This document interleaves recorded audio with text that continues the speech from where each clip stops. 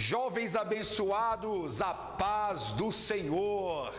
Que alegria enorme estar com vocês. É um privilégio podermos estar juntos, ainda que virtualmente, para estudarmos a santa palavra do Senhor. E eu quero te fazer um convite antes de nossa aula começar. Por favor, verifique se você é um inscrito aqui em nosso canal ADMP TV. Só clicar nesse botão vermelho que está aí. Se você ainda não é inscrito, faça isso agora. Vá no sininho, ative, escolha a opção todas e segue a gente aqui, porque sempre tem muita novidade bacana por aqui, tá bom? Lembrando também que você pode pegar esta aula e, se você gostar dela, deixar aquele joinha, aquele like que ajuda demais o nosso canal e o nosso vídeo. Compartilha com seus amigos, manda pelo Facebook, pelo Zap, pelo Insta, enfim, por aquilo que você tem condição de atingir mais pessoas e nos ajude a fazer com que mais pessoas estudem a palavra do Senhor, que é sempre importante. Olha, estamos estudando a carta aos Coríntios e as lições estão imperdíveis. Portanto, sinta-se convidado a compartilhar esta aula. Pega o seu café, pega a sua água, o seu bloquinho de anotação e se prepare, porque a nossa aula já está no ar. Bem-vindo e bem-vinda. Está começando mais um programa Escola Bíblica Dominical.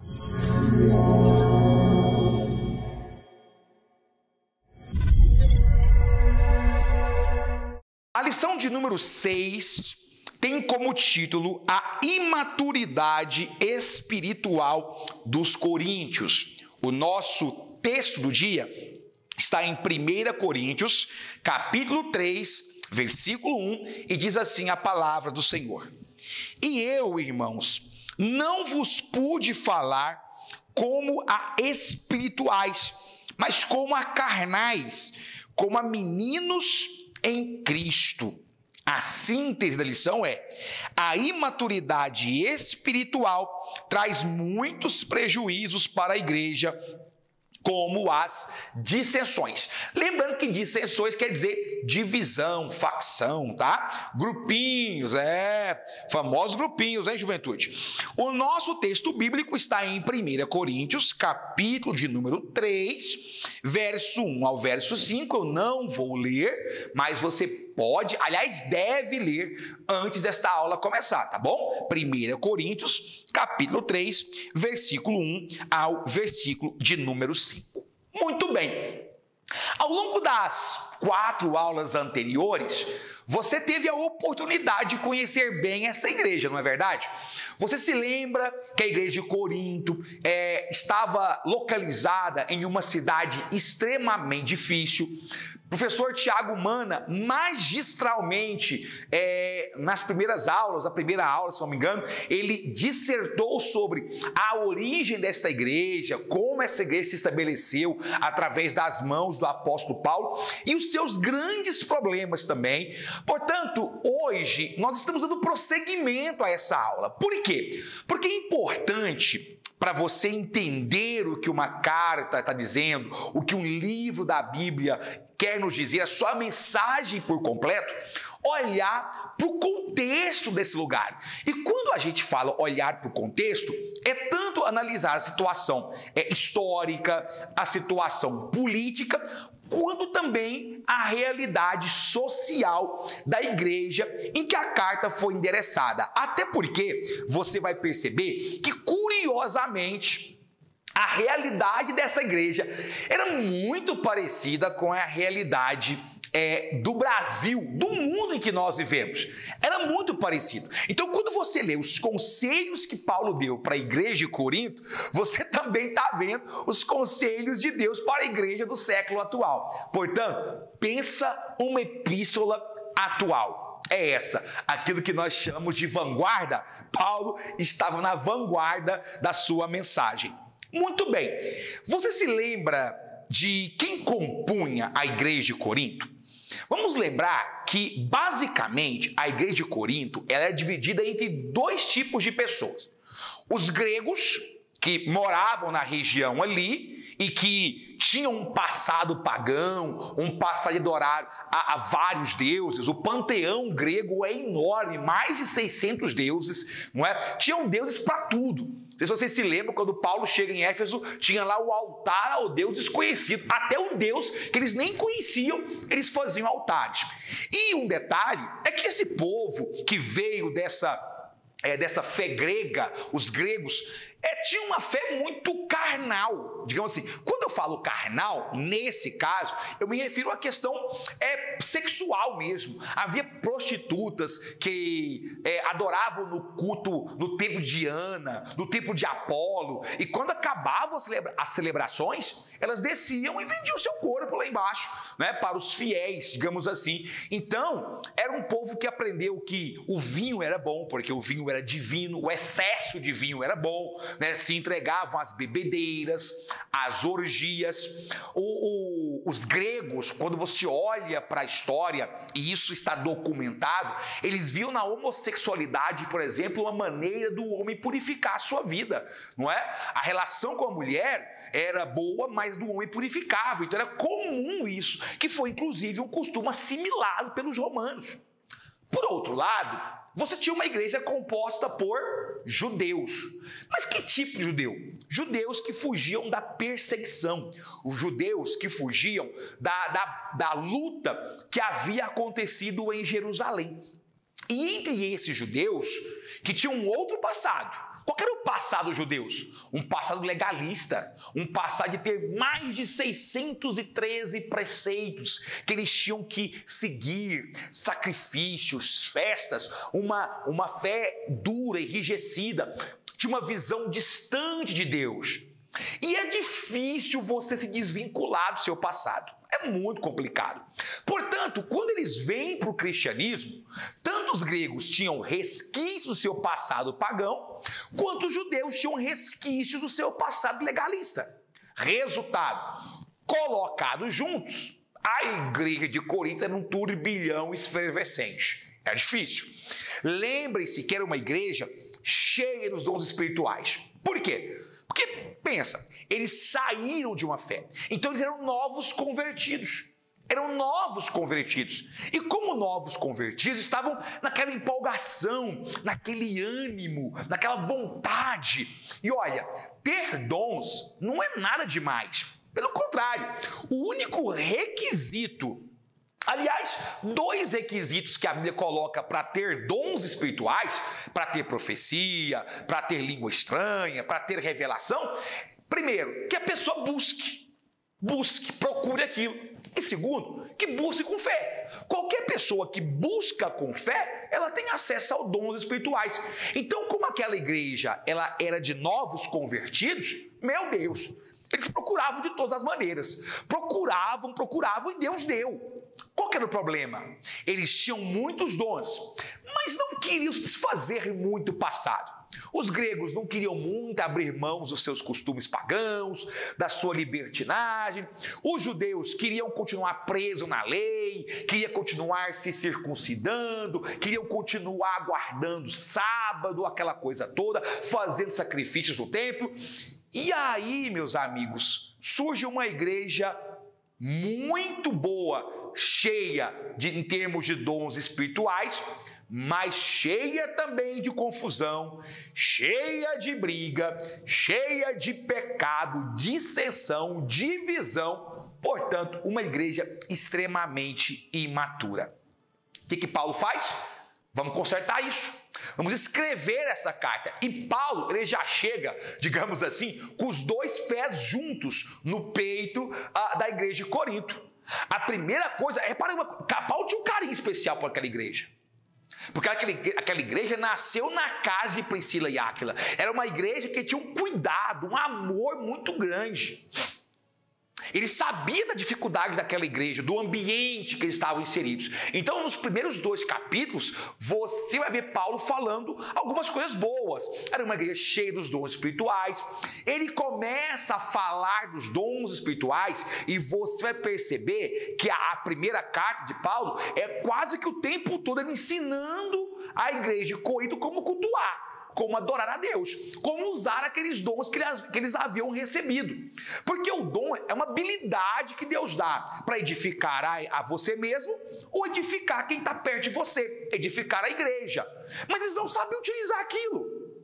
Então Paulo, ele exorta, aliás, ele edifica a igreja e no capítulo de número 3, ele dá um puxão de orelha mais severo. Ele fala, olha, eu quis falar com vocês como adultos, digamos assim, numa linguagem nossa, tá? Mas vocês são meninos, eu quis tratar com vocês com manjar, mas vocês só tomam leite, vocês não resistem à disciplina. E aí Paulo diz que eles são imaturos e carnais. Eu quero analisar com você isso, até porque isso é exatamente o nosso tópico 1. Os coríntios eram imaturos na vida cristã. O que significa imaturidade cristã? Já pensou nisso? Pensa comigo, o que é maturidade e o oposto, imaturidade cristã? Então, anote aí porque isso é muito importante. Quando falamos que o cristão é maduro, ou que ele tem uma vida cristã madura, significa que a sua vivência, o seu modelo de vida, se parece cada vez mais com Cristo. Olha que importante, olha que importante. Jovem, moça, anotou aí? O que é maturidade cristã? É nós termos cada vez mais características de Cristo. E é exatamente isso que nós precisamos entender. Quando nós temos as características de Cristo, nós começamos a nos parecer com Cristo, significa que estamos aumentando o nosso nível de experiência com Deus. Aumentar o nível de experiência com Deus significa que eu estou ficando mais maduro, que eu estou amadurecendo, eu estou crescendo. Tá? Ou seja, você se lembra quando Paulo fala assim, sede meus imitadores? E aí ele complementa, como eu sou imitador de Cristo. Paulo diz isso não porque ele queria se exaltar, se jaquitar, mostrar que ele era o tal, não é nada disso. Paulo, ele fala isso porque ele tinha consciência de que ele tinha uma vida de maturidade. Por quê? Porque ele tinha uma conduta parecida com Cristo. Nunca seremos igual a Cristo, mas parecida. E procurando se aproximar mais. Ele fala, olha, cresçam, amadureçam me imitando. Por quê? Porque eu sou bom? Porque eu sou gostosão da balachita? Porque eu sou fera? Não, porque eu me pareço com Cristo. Gente, agora vem cá. Camarada também tinha moral, hein? Cidadão, para falar me imite, tem que ser diferenciado, né? E Paulo era. Paulo é diferenciado. Então, meus irmãos, maturidade cristã era isso. E aí Paulo fala assim, olha, para vocês entenderem a imaturidade de vocês parecem crianças. A Bíblia Sagrada, gente, ela usa várias vezes a analogia criança. Tem que tomar cuidado, porque em alguns momentos a criança é tomada como uma coisa boa. Exemplo, Jesus mesmo falou, quem quer vir ao reino de Deus, quem quer entrar no reino de Deus, tem que se fazer como uma criança. O próprio Cristo falou. Pedro também fala sobre a criança, a pureza. Já aqui, Paulo, ele usa a mesma expressão que o autor de Hebreus utiliza. Usa a expressão criança para falar de imaturidade, que não pode comer alimento sólido. Um bebê, uma criança, se você pegar, dependendo da idade dela, e der uma refeição muito pesada, ela passa mal. Ela vomita, ela vai, tem intoxicação, ela resseca. Então você precisa tomar muito cuidado com uma criança no que ela alimenta. Só que à medida que ela vai amadurecendo, o seu organismo se fortalece e ela pode comer coisas mais fortes. Quando é adulto, quando é criança, é só leitinho. Quando se torna adulto, aquela buchada apimentada, desce sem problema. Aquele torresmão, sabe? Aquela porção de torresmo ali, com uma Coca-Cola gelada, não faz mal nenhum. Talvez um pouquinho de sal de fruta resolve a vida depois, mas o fato é que o organismo se fortificou, né? O organismo se fortaleceu. Agora, Paulo fala sobre isso lá para o e fala, olha, vocês tinham que aguentar comida mais pesada, mais sólida, mas vocês são meninos até hoje. O problema, gente, é que eles já não eram mais tão novos convertidos assim. E Paulo olhava para eles e não via evolução. E aí ele fala, olha, vocês precisam evoluir. E o que a imaturidade provoca? Né? Você pensa assim, o que pode impedir, então, eu de amadurecer? Porque tem gente que é assim. Sabe o que mostra que um cristão é imaturo? Ele não aceita disciplina. Um cristão ele é imaturo quando tudo tem que ser do jeito dele. Ah, não, colocar a fulana como regente do conjunto de jovens, eu queria que fosse eu. Ah, não, o líder maduro que é o fulano, eu queria que fosse eu não gosto dele. Ah, não, eu só vou cantar aqui nessa equipe se eu for a primeira voz, se eu for solista. O só tem que ser meu. Exemplos. Não, eu só vou lá porque tem que ser eu pregar. Se não for eu pregar, não vou. Não vou, ninguém prega como eu. Ou seja, ou então quando você comete um erro, e aí é imposto ou imposta a você uma disciplina, e você não aceita. Inclusive a Bíblia chama quem rejeita a disciplina de tolo, que é alguém ignorante por opção. Eita! É alguém que escolheu ser ignorante. Já pensou nisso? Já pensou nisso? Pois é. Então, isso é um traço de maturidade. Sabe? O famoso crente carrinho de mão, se for empurrado, não vai. Tem que ficar massageando o ego. Ou então aquele crente massagem, só vai se massagear o ego dele, se elogiar ele. Isso é imaturidade espiritual também. Tá? Isso é imaturidade. Agora, o que vai impedir você de crescer? Quais são os fatores que inibem o seu crescimento? Primeiro, você ser invejoso. Preste bem atenção. A sua inveja ou a inveja de outra pessoa, ela não inibe o seu crescimento. Se alguém tem inveja de você, fique tranquilo, ela não vai inibir o seu crescimento. Ah, mas e o olho gordo? Não existe olho gordo para quem está em Cristo. Isso é conversa fiada. Para quem está em Cristo não existe olho gordo. A inveja, ela prejudica quem é invejoso. Ela prejudica quem tem a inveja. Porque, veja, a inveja não é você admirar a pessoa. A inveja não é você querer ter a mesma coisa que o outro tem. Tem gente que confunde as coisas. Por exemplo, se o irmão chegou aqui num carrão, imagina uma Mercedes, aquela top, uma Range Rover, chegou aqui e eu falo, nossa, mas eu queria tanto ter uma dessa também. Eu não estou com inveja não, meu filho. A inveja, ela se consolida em dois aspectos. Primeiro, quando eu quero uma Range Rover, mas a da concessionária não serve, tem que ser a do irmão. Entendeu o problema? Eu quero pegar para mim aquilo que é do irmão, porque aquilo tem que ser meu. Esse é o primeiro aspecto da inveja. Segundo aspecto, se eu não posso ter, eu também não quero que ele tenha. Você entendeu? Eu querer o seguinte, ele tem um carro bom, ela está pensando em vestibular medicina, e eu não passei, tomara que ela não passe. Isso é inveja. O problema da inveja, e não tem inveja branca não, viu, meu irmão? Esse negócio de inveja branca, para com isso. Inveja é branca. Não, inveja é inveja. A palavra inveja, no original, significa olhar que mata. Olha para você ver, que coisa. Então, quando alguém, é até daí que vem a questão do olho gordo, né? Que quer dizer, é quando você olha de forma ruim para uma pessoa. E a inveja, ela é o fator que inibe você crescer, porque ela envenena a sua alma, ela contamina o seu ser. Peça para Cristo mudar você. O que combate a inveja? Conversão de verdade. O dia que você se converter de verdade, você deixa de ser invejoso. O problema da igreja de Corinto é que eles tinham muita inveja um do outro. E o detalhe, essa inveja criava um efeito colateral. Que efeito colateral era esse? Brigas, dissensões e facções dentro da igreja. Gente, existia uma brigaiada, uma divisão dentro dessa igreja que era enorme. E o pior, era uma divisão assim, tipo, alguns diziam, não, eu sou de Paulo, outros, não, eu sou de Apolo, outros, não, eu sou de Pedro. Qual que era a questão? Paulo era o ensino lógico. Paulo era a inteligência. Apolo era o pentecostalismo, digamos assim.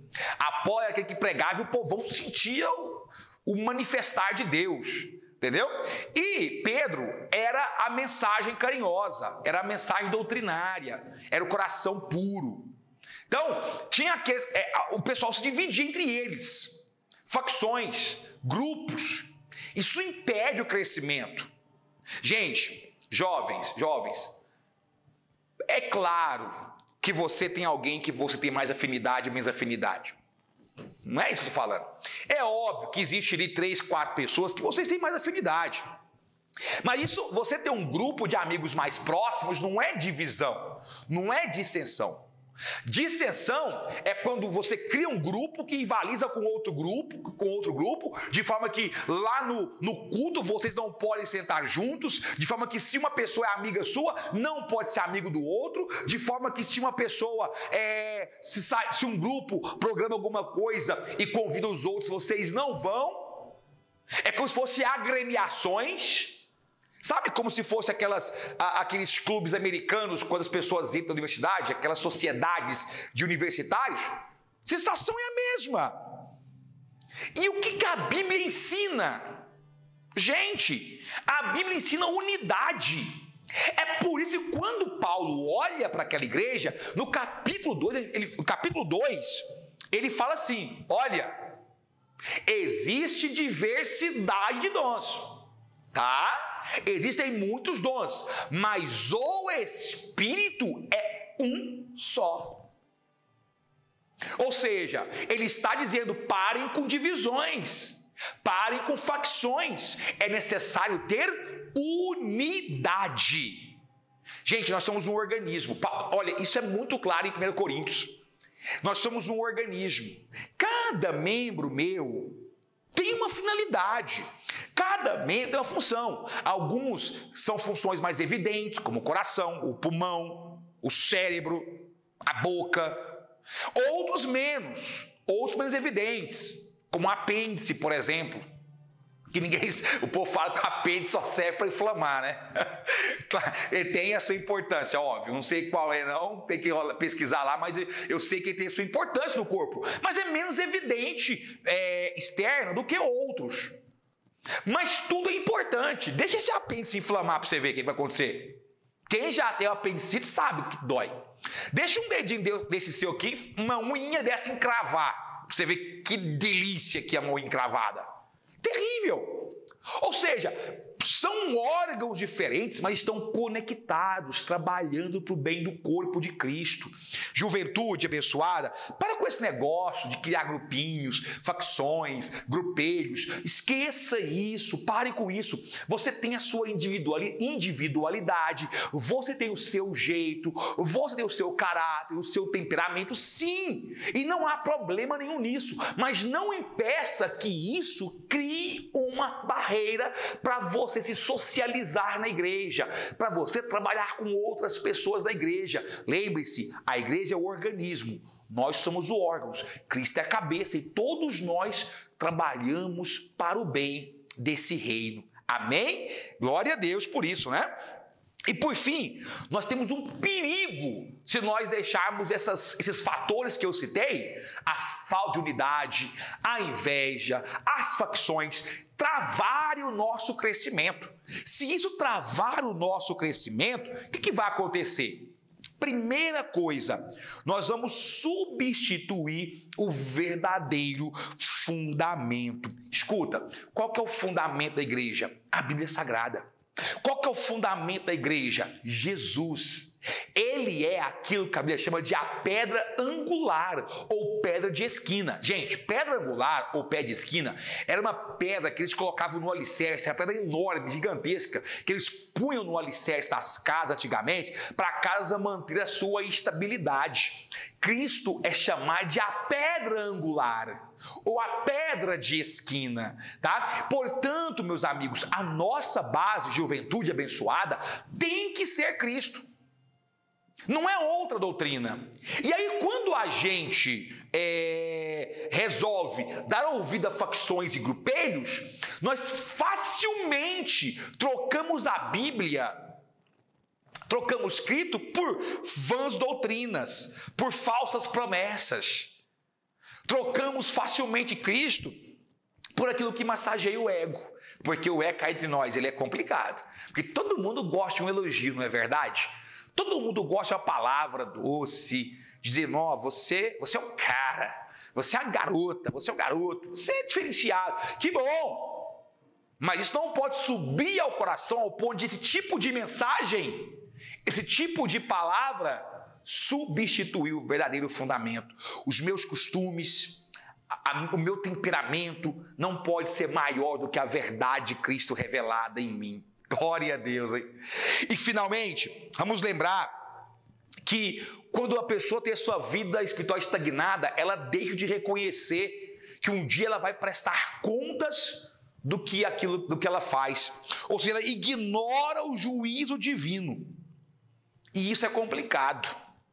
Porque quando a pessoa ela perde a noção de que haverá um julgamento dos seus atos, ela acha que tem um vale night para fazer o que quiser na igreja. Que todos os seus atos não serão punidos. E aí ela não tem medo de promover dissensão, fofoca, promover... Cuidado, viu? Não é o fato de você não acreditar que vai dizer que não existe. O existir não está vinculado ao seu crer. Mesmo que você não creia, há um juízo de Deus e ele não falha. Portanto, o problema da igreja de Corinto é que eles perderam noção do juízo. Gente, tinham tanto perdido noção do juízo de Deus, de que haveria uma punição, de que tinha um filho que se deitava com a madrasta. Você acredita numa coisa dessa? O camarada dormia com a mulher do pai, com a madrasta. E a igreja fazia... Tá de brincadeira. Por que se fazia e ninguém fazia nada? Por que acontecia isso e ninguém fazia nada? Porque tinham perdido a ideia do que era o juiz de Deus. Tá entendendo? Então cuidado, quando nós não amadurecemos na fé, nós simplesmente esquecemos que haverá um juízo. E finalmente, quando você não amadurece, você resolve substituir a sabedoria de Deus pela sabedoria humana. Você acha que tudo que acontece de bom é porque você é inteligente, é porque o homem que faz. Esquece que a sabedoria humana é limitada. Ela tem seus limites que nós chamamos de fronteiras. A ciência tem as suas fronteiras, tá? Nunca substitua a sabedoria de Deus do homem. Aquele povo lá em Corinto, eles tinham acesso aos melhores e maiores filósofos da época. Os gregos são os pais da moderna filosofia, do moderno conceito de filosofia, não é? Eles que lançaram as bases lógicas da filosofia. Foram inclusive as suas bases lógicas que possibilitaram o surgimento das ciências exatas, da matemática. A noção de demonstração surge na Grécia, de exatas. E essa empáfia, esse orgulho intelectual fez com que muitos crentes da igreja de Coríntios achassem que o seu currículo Lattes, digamos assim, era mais importante do que a palavra de Deus, do que o evangelho de Cristo.